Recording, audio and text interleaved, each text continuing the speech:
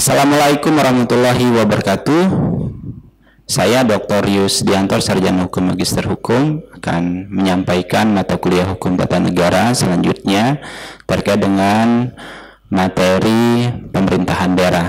Saya sengaja untuk menyampaikan judul terkait dengan materi kita adalah penyelenggaraan pemerintahan daerah di Indonesia, kajian pusat daerah menurut Undang-Undang 23 tahun 2014. Pada materi kali ini ada banyak hal yang akan saya sampaikan kepada mahasiswa semua terkait dengan penyelenggaraan pemerintahan daerah di Indonesia.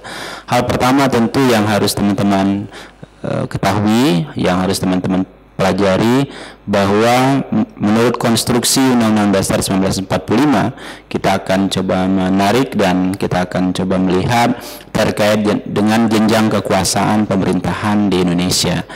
Secara umum, teman-teman mahasiswa harus tahu terkait dengan jenjang kekuasaan pemerintahan terkait dengan pusat dan daerah. Yang pertama, sebagaimana materi perkuliahan sebelumnya sudah disampaikan, tentu yang disebut dengan apa yang diketahui dengan kelembagaan negara, lalu kemudian kelembagaan daerah. Tapi kali ini saya akan mengajak mahasiswa semua untuk melihat dan mempelajari terkait dengan bentuk konstruksi kekuasaan pemerintahan pusat dan daerah. Yang pertama tentu harus dilihat bahwa dalam sebuah sistem kekuasaan pemerintahan tentu diletakkan, yang pertama kita melihat sesuai dengan slide yang saya tampilkan di depan, itu bicara mengenai pertama presiden. Presiden tentu ada bawahan sebagaimana pasal 17 itu dibantu oleh menteri. Dalam hal ini, kalau dalam penyelenggaraan pemerintahan itu ada lembaga yang disebut dengan Kementerian Dalam Negeri atau biasa disebut dengan Kemendagri sebagai lembaga yang melaksanakan kekuasaan di bidang penyelenggaraan pemerintahan daerah yang cakupan wilayahnya cukup luas dari mulai Sabang sampai Merauke, dan kita adalah bentuk wilayah yang cukup luas, bukan hanya wilayah daratan tapi wilayah kepulauan, dalam hal ini laut. Nah, disinilah maka dibutuhkan satu kementerian yang menangani bidang penyelenggaraan pemerintahan daerah. Di bawah Kementerian Dalam Negeri ada yang disebut dengan pemerintahan daerah. Pemerintahan daerah ini yang melaksanakan tugas dan tanggung jawab, yang melaksanakan mandat dari pasal 18 ayat 5 Undang-Undang Dasar 1945. Kemudian teman-teman mahasiswa semua, setelah kita mengetahui terkait dengan konstruksi kekuasaan pusat dan daerah, dalam hal ini dilaksanakan oleh presiden, kemudian menteri. Kalau kemudian di bawah kementerian itu ada cakupan yang menangani urusan terkait dengan penyelenggaraan pemerintahan adalah lembaga penyelenggara pemerintah daerah. Dalam hal ini ada gubernur, ada bupati, wali kota, sampai kepada desa. Kemudian selanjutnya teman-teman semua juga perlu diketahui, ini adalah model konstruksi dari sistem pemerintahan Republik Indonesia. Jadi secara umum saya akan mengajak teman-teman semua mahasiswa untuk tahu, mengetahui, dan memahami secara benar terkait dengan model sistem pemerintahan yang kita anut. Jadi dasar pandangan filosofisnya, yuridisnya, dan pandangan secara konstitusi itu, ini adalah sebuah konstruksi yang dijelaskan menurut Undang-Undang Dasar 1945. Menurut Undang-Undang Dasar 1945, kalau dulu sebagaimana mata kuliah sebelumnya sudah disampaikan, kita ada namanya lembaga hierarki, tapi sekarang lembaganya itu ada sejajar. Kesejajaran ini bisa dilihat di sini, kita ada 7 lembaga dan lembaga negara lainnya. Jadi tidak ada lagi yang disebut dengan lembaga tertinggi, semua disebut sebagai lembaga negara. Disebut dengan lembaga negara dalam hal ini, dalam mata kuliah Hukum Tata Negara ini, kita bicara mengenai ada beberapa kamar yang harus dilihat. Kamar pertama itu adalah lembaga legislatif. Lembaga legislatif ini banyak yang menyebutkan kita menggunakan sistem bikameral, ada yang disebutnya trikameral, tapi yang jelas kita tidak melihat pada hal itu. Tapi yang jelas di kamar legislatif ada MPR, ada DPR, ada DPD. Nah, kalau kita lihat DPR dan DPD ini disebut dengan bikameral, 2 kamar. Tetapi sebetulnya secara umum ini disebut dengan Majelis Permusyawaratan Rakyat, yang dikanalisasi yang disebut dengan rumahnya Majelis Permusyawaratan Rakyat, yang terdiri dari 2 kamar. Satu kamar Dewan Perwakilan Daerah yang berasal dari unsur-unsur anggota dari masyarakat yang ada di daerah. Setiap daerah kalau kita ketahui kita ada 34 provinsi yang ada di Indonesia. 34 ini setiap provinsi diwakili oleh 5 anggota DPD, 5 kali 34. Nanti juga cukup banyak jumlahnya. Kemudian ada perwakilan DPR. Di DPR masing-masing daerah dibagi menurut zona-zona. Kalau dari pemilihannya misalkan Lampung itu dibagi menjadi 2 zona, ada zona 1, ada zona 2. Nah, kalau kita lihat jumlah anggota Dewan Perwakilan Rakyat, kita ada cukup banyak di Lampung. Kalau kemarin itu ada 18, sekarang ada penambahan, sudah ada sekitar 20 anggota DPR yang mewakili Lampung. Nah, kemudian kanal kedua, tadi ada lembaga legislatif, sekarang kita beralih ke lembaga eksekutif. Lembaga eksekutif ini dipimpin oleh presiden. Maka di sini disebut, kalau di perkuliahan sebelumnya, presiden itu ada 2, ada kekuasaan menjalankan selaku kepala negara, kemudian sekarang menjalankan selaku kepala pemerintahan. Kepala pemerintahan ini disebut dengan presiden. Jadi di presiden itu melekat 2 kekuasaan. Pertama presiden selaku kepala negara, kemudian yang kedua presiden selaku kepala pemerintahan. Di presiden ini dibantu oleh menteri. Jadi penyebutan menteri ini adalah sebagai pembantu presiden. Mengapa sebagai pembantu? Karena menteri diangkat, dipilih dan diberhentikan oleh presiden. Nah, yang berikutnya, yang ketiga, itu ada yang disebut dengan lembaga yudikatif. Di lembaga yudikatif ini kalau kita perhatikan dan kita lihat ada Mahkamah Agung dan Mahkamah Konstitusi sebagaimana pasal 24 Undang-Undang Dasar 1945 tentang kekuasaan kehakiman. Pasal 24 ini biasanya teman-teman pembelajar menyebutkan ada 2 matahari kembar. Ada 1 Mahkamah Agung, ada 1 Mahkamah Konstitusi. Tapi sebetulnya kedua lembaga ini menjalankan kekuasaan kehakiman. Ada lagi BPK, biasanya teman-teman menyebutkannya adalah lembaga eksaminatif atau biasa Badan Pemeriksa Keuangan. Ini dalam artian dari mulai MPR, DPR, DPD, kemudian Mahkamah Agung, Mahkamah Konstitusi, lalu kemudian Presiden dan kementerian membawahannya dalam hal penyelenggaraan kekuasaan dan kewenangannya terkait dengan penggunaan keuangan negara itu diperiksa oleh Badan Pemeriksa Keuangan, termasuk lembaga negara lainnya. Lembaga negara lainnya bisa kita lihat, misalkan ada Komisi Yudisial, kemudian ada Komisi Pemberantasan Korupsi, ada lagi Komisi Penyelenggara Pemilihan Umum, dan komisi-komisi lainnya. Di sini kalau kita lihat secara konsideran, format dalam bentuk sistem penyelenggaraan pemerintahan,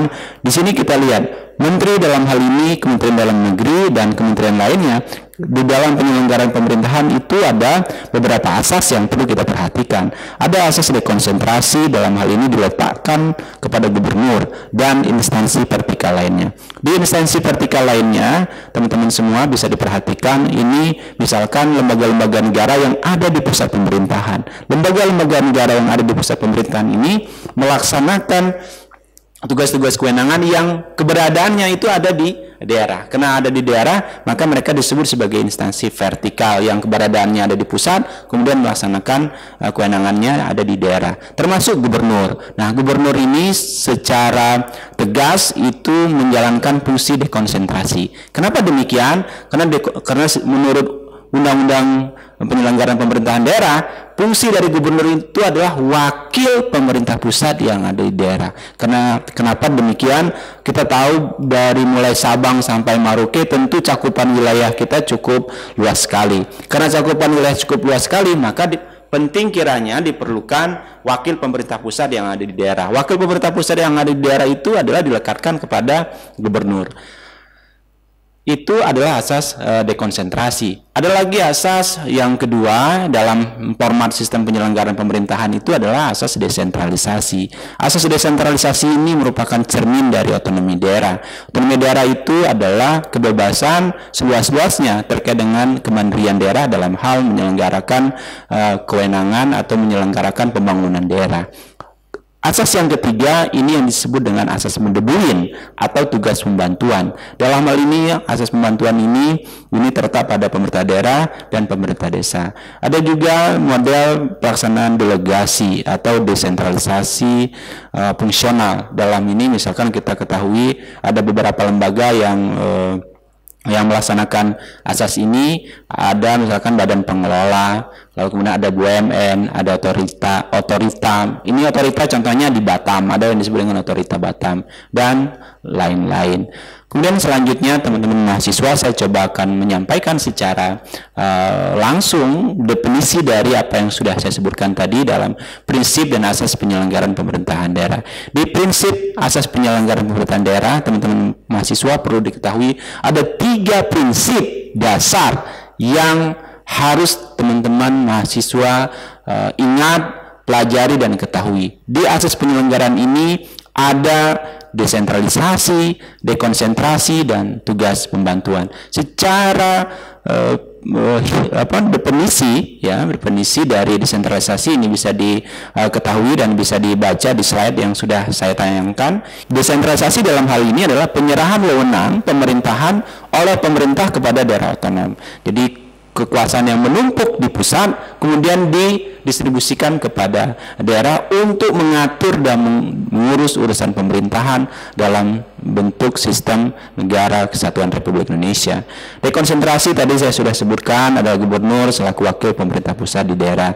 Jadi keberadaan gubernur merupakan wakil pemerintah pusat di daerah. Ada lagi tugas pembantuan dalam hal ini secara umum dapat diketahui adalah pemerintah memberikan penugasan. Jadi model penugasan dari pemerintah dalam hal ini instansi vertikal kepada pemerintah daerah atau pemerintah desa. Kemudian yang berikutnya setelah teman-teman memahami dan mengetahui prinsip dan asas 3 hal ini, dan ini tidak boleh lupa terkait dengan desentralisasi, dekonsentrasi, dan tugas pembantuan. Setelah itu, teman-teman mahasiswa perlu diketahui, saya akan coba menyampaikan secara langsung kepada teman-teman terkait dengan fungsi dari gubernur selaku wakil pemerintah pusat di daerah. Mengapa menjadi hal ini diletakkan kepada gubernur selaku wakil? Ini ada 4. Pertama, gubernur melaksanakan tugas koordinasi, pembinaan, pengawasan, dan penyelenggaraan pemerintahan secara umum. Koordinasi, pembinaan, pengawasan ini cakupannya meliputi pemerintah kabupaten kota dan instansi vertikal. Dalam hal apa? Sinergitas pembangunan penyelenggaraan pemerintahan. Sinergitas penyelenggaraan pemerintahan yang dimaksud dalam hal ini adalah koordinasi. Kemudian ada lagi yang kedua yang dimaksud dengan pembinaan, dalam artian adalah gubernur mendorong percepatan peningkatan kapasitas pemerintah kabupaten kota. Fungsi yang ketiga terkait dengan pengawasan. Tentu gubernur harus wajib melakukan pengawasan terkait dengan penyelenggaraan pemerintahan yang ada di kabupaten kota. Dalam hal ini yang akan dilakukan itu adalah terkait dengan bagaimana peningkatan akuntabilitas sebuah pemerintahan di daerah. Yang keempat itu penyelenggaraan pemerintahan umum, dalam artian bahwa gubernur punya kewajiban untuk menjaga kehidupan berbangsa bernegara serta keutuhan dari NKRI. Beberapa hal yang terjadi, gejolak-gejolak yang di daerah, misalkan potensi konflik, terorisme, beberapa bentuk hal-hal yang terkait dengan misalkan ini pandemi, terkait dengan bagaimana kita menyelesaikan urusan COVID. Tentu ini merupakan kewajiban dari gubernur untuk memastikan keselamatan dari warga negaranya. Kemudian yang lebih penting adalah bagaimana kemudian gubernur sebagai pembina politik ini mampu untuk terus-menerus mensosialisasikan paham-paham kebangsaan kita, yaitu adalah Pancasila dan paham demokrasi yang hari ini sudah kita lakukan dan cenderung membaik. Maka untuk itu ini tetap terus harus dijaga, tetap harus dipelihara, dan saya kira ini juga penting untuk diberikan masukan dan saran kepada oleh teman-teman mahasiswa terkait dengan bagaimana perkembangan demokrasi kita yang sekarang ini sedang berlangsung, apalagi kita akan menghadapi pemilu secara bersamaan. Kemudian yang berikutnya dalam hal penyelenggaraan pemerintahan umum ini oleh gubernur, ini adalah menjaga stabilitas politik yang dinamis yang di daerah. Dan yang paling penting juga yang menjadi kewajiban oleh gubernur adalah menjaga attitude dan norma dari penyelenggaraan pemerintahan tersebut. Lalu kemudian teman-teman mahasiswa, saya kira ini perlu juga dilihat. Kita dapat menelusuri terkait dengan naik turun dari penyelenggaraan pemerintahan daerah. Karena di chapter ini kita bicara mengenai penyelenggaraan pemerintahan daerah, tentu juga kita harus mengetahui naik turun dari model penyelenggaraan pemerintahan daerah yang ada di Indonesia. Jadi sebetulnya teman-teman mahasiswa juga harus paham bahwa setelah pasca ditetapkan Undang-Undang Dasar 1945 pada tanggal 18 Agustus, yang pertama regulasi dikeluarkan di level undang-undang itu adalah Undang-Undang Nomor 1 Tahun 1945. Domainnya adalah model dari konten kebijakan desentralisasi, tetapi karena kita tahu bahwa kita baru republik ini baru merdeka, maka modelnya adalah sentralisasi. Pemerintah Orde Lama dalam hal ini Bung Karno melihat bahwa belum memungkinkan bahwa pemerintah daerah secara mandiri, apalagi kita baru terbentuk, tentu masih banyak hal yang harus dilakukan. Maka modelnya adalah sentralisasi. Kemudian yang berikutnya keluar sebagai perbaikan, ada rentang kendali ada 3 tahun, muncullah Undang-Undang Nomor 22 Tahun 1948. Kemudian di era Undang-Undang Dasar sementara itu kemudian keluar lagi perbaikan dari Undang-Undang 22 yaitu Undang-Undang Nomor 1 1957. Kemudian ada lagi penetapan Presiden Nomor 6 1959 tentang domain dari sentralistik. Ini kalau kita lihat dan kita baca masih banyak model dari sentralistik, karena kita tahu di penetapan presiden ini sebetulnya beriringan dengan keluarnya kebijakan Bung Karno ya terkait dengan kembalinya kita kepada Undang-Undang Dasar 1945. Kemudian ada lagi Undang-Undang Nomor 18 1965 yang ini kemudian mengembalikan model sentralisasi menjadi desentralisasi. Lalu di zaman Orde Baru, teman-teman semua, di tahun 1974 keluar Undang-Undang 5 1974 tentang penyelenggaraan pemerintahan daerah di Indonesia. Ini sangat terasa sekali di zaman Orde Baru ya, kita perhatikan terjadi banyak penyeragaman penyelenggaraan pemerintahan daerah mulai Sabang sampai Merauke. Lalu kemudian di zaman reformasi, hal yang paling utama yang penting adalah merubah mindset, pola dan konstruksi dari Undang-Undang 574 menuju ke Undang-Undang 22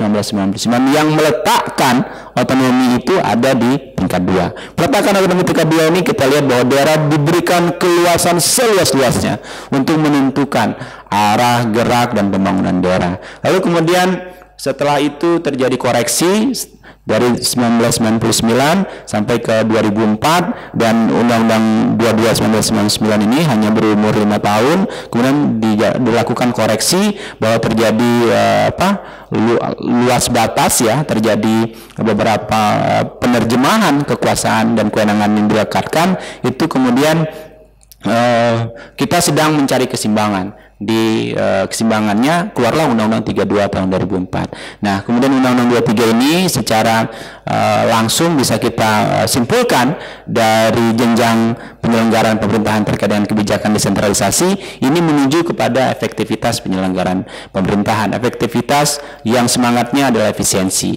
Nah, ini sebetulnya ruh dari Undang-Undang 23 tahun 2014.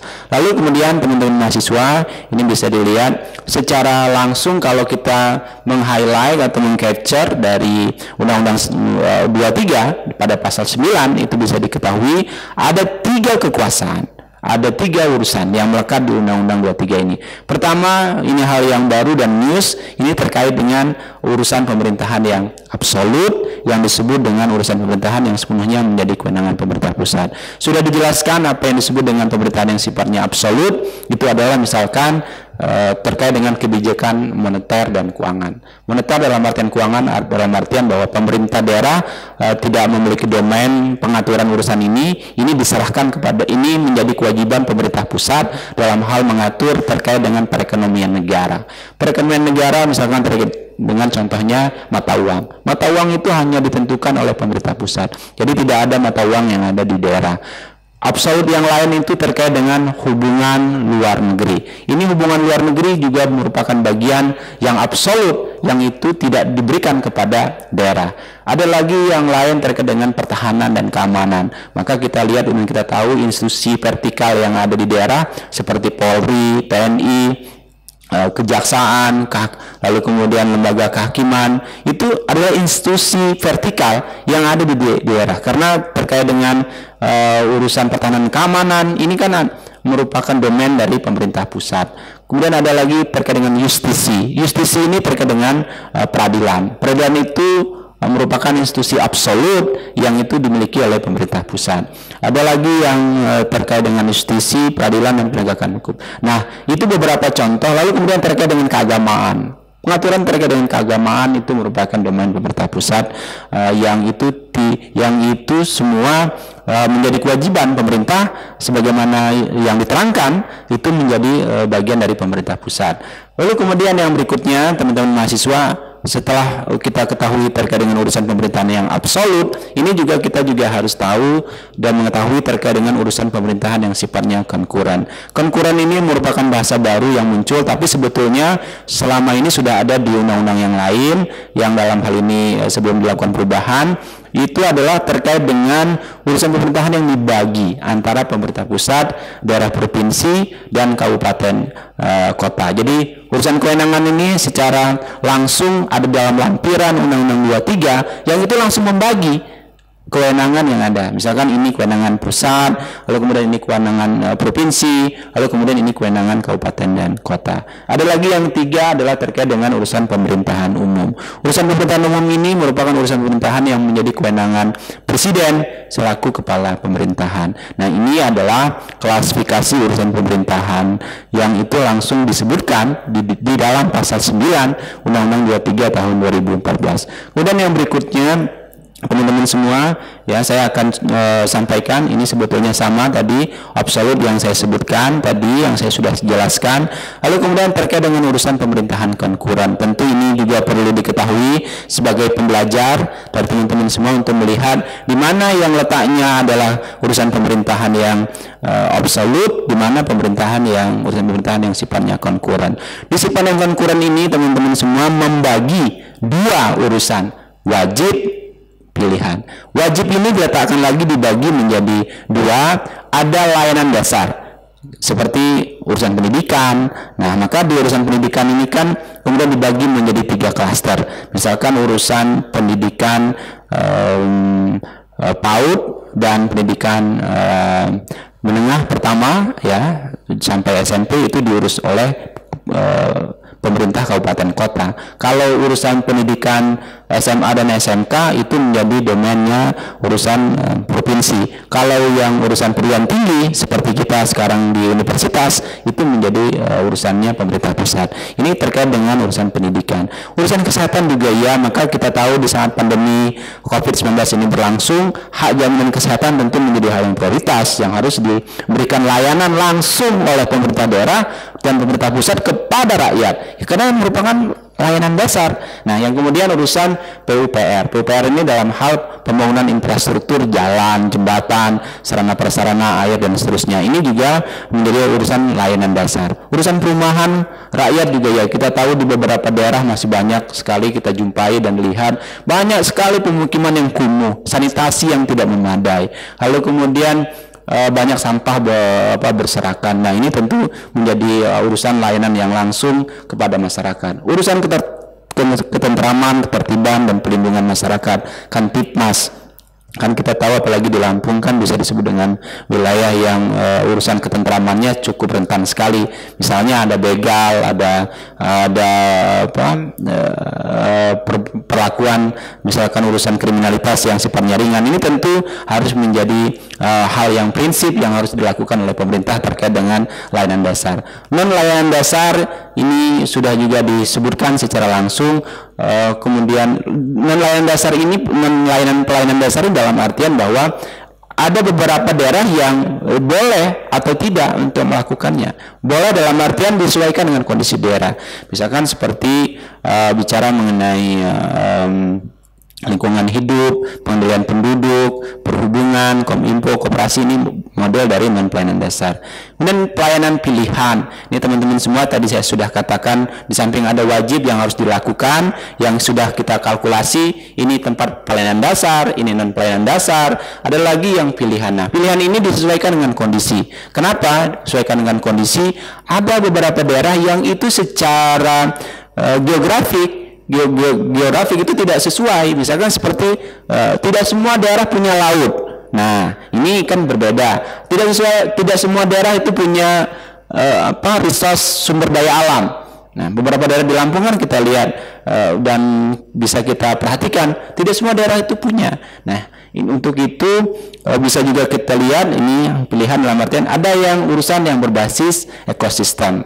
Nah, di Lampung kan beberapa daerah, misalkan Lampung Barat itu kan daerah cakupan misalkan tentang pemukimannya hanya ada 30% dan selebihnya itu adalah hutan. Karena dari selebihnya hutan, maka ini merupakan bagian dari urusan berbasis ekosistem. Jadi sesuaikan dengan keadaan alam yang ada di masyarakat. Nah, provinsi, kabupaten, kota yang dapat berbagi hasil ini yang disebut dengan dana bagi hasil. Lalu kemudian teman-teman semua, saya akan teruskan secara singkat terkait dengan prinsip pembagian urusan pemerintahan konkuren. Nah, teman-teman semua ini harus dipahami betul. Ini saya sudah tuliskan di slide ini terkait dengan prinsip pembagian urusan. Prinsip yang pertama tentu harus akuntabel, efisien, lalu kemudian eksternalitas ini bicara mengenai luas, besaran, jangkauan dampak yang timbul akibat penyelenggaraan satu urusan, dan harus bersinergi dengan kebijakan nasional, sinergitas nasional. Dalam hal apa? Menjaga keutuhan NKRI. Prinsip ini teman-teman semua harus teman-teman pahami. Ini misalkan bicara tanggung jawab, lalu kemudian terkait dengan efisiensi penggunaan anggaran, nah kemudian terkait dengan dampak atau luaran yang dihasilkan. Kemudian yang berikutnya kriteria kewenangan. Teman-teman mahasiswa terkait dengan kriteria kewenangan, ini di sini juga sebetulnya kita menurunkan dari pembagian yang tadi. Nah, ini maka kita bagi, ada pemerintah pusat ya yang itu bicara mengenai lokasinya itu lintas daerah dan lintas negara. Ini domain kewenangan. Maka ini yang menjadi pisau dari menganalisis dan menentukan di mana yang masuk pada kewenangan pusat, di mana yang masuk kewenangan provinsi, di mana yang masuk menjadi kewenangan kabupaten kota. Lalu kemudian yang berikutnya kewenangan pusat dan daerah. Ini perlu teman-teman ketahui. Pemerintah pusat ini bicara mengenai menetapkan regulasi yang itu menjadi pedoman dari penyelenggaraan.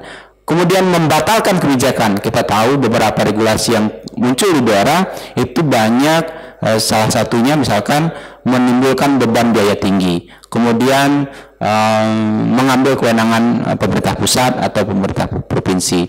Lalu kemudian cenderung mengcopy paste dari aturan yang lain. Nah, ini pemerintah pusat punya kebijakan dalam hal membatalkan, karena di pemerintah pusat itu ada yang sifatnya pembinaan dan pengawasan. Di daerah juga sama, itu bicara mengenai bagaimana menetapkan kebijakan daerah, kemudian juga bagaimana memprioritaskan dalam hal melaksanakan urusan. Ini kalau kita lihat dari model kewenangan pusat dan daerah. Selanjutnya teman-teman semua, saya juga akan coba sebutkan ini bagaimana penyelenggaraan urusan pemerintahan yang konkuren. Ini juga dibagi di pasal 19, pasal 20 dan pasal 22. Ada pemerintah pusat, urusannya adalah misalkan ini dilaksanakan secara sendiri oleh pemerintah. Kemudian yang kedua, melimpahkan kewenangan kepada gubernur. Ada juga yang memberikan tugas secara langsung kepada pemerintah daerah, dalam hal ini melaksanakan asas Medebuin. Ada juga yang lain adalah misalkan dilaksanakan oleh lembaga instansi vertikal lainnya. Lalu kemudian daerah provinsi juga sama prinsipnya, dan sebetulnya dalam hal ini adalah berkorelasi dengan menyelenggarakan penyelenggaraan pemerintah di daerah, khususnya kabupaten dan kota. Kemudian yang berikutnya saya coba akan menyampaikan terkait dengan pengertian dekonsentrasi. Ini memang agak beda, tapi sudah kita sebutkan sebetulnya esensinya adalah pelimpahan kewenangan yang itu diberikan kepada gubernur yang dilaksanakan di daerah. Kemudian yang berikutnya saya coba untuk memberikan beberapa telaah yang sejatinya kalau kita menggunakan pisau analisis di pasal 18 Undang-Undang Dasar 1945 ini mengatakan ada banyak hal yang memang menjadi koreksi yang juga harusnya itu muncul di Undang-Undang 23 tahun 2014. Jadi silahkan teman-teman yang ada komentar, yang kemudian ada pendapat lain, tapi saya kira ini saya coba untuk mengajak teman-teman untuk berpikir, melihat bahwa ada beberapa hal yang harus kita koreksi. Misalkan begini, di konteks hubungan pusat dan daerah, pertama kita melihat bahwa ternyata ada hak-hak masyarakat daerah untuk ikut serta dalam pemerintahan sebagaimana sila keempat, ya, dan sila keempat di Pancasila terkait dengan demokrasi. Nah, kita lihat kepala daerah gubernur dipilih langsung oleh rakyat, bupati wali kota itu juga dipilih langsung oleh rakyat. Yang berikutnya adalah kemudian terlihat menyampingkan hak inisiatif dan prakarsa daerah. Kemudian yang ketiga sebagai model local wisdom. Dan yang keempat, ini merupakan pelaksanaan dari keadilan dan kesejahteraan sosial masyarakat di daerah.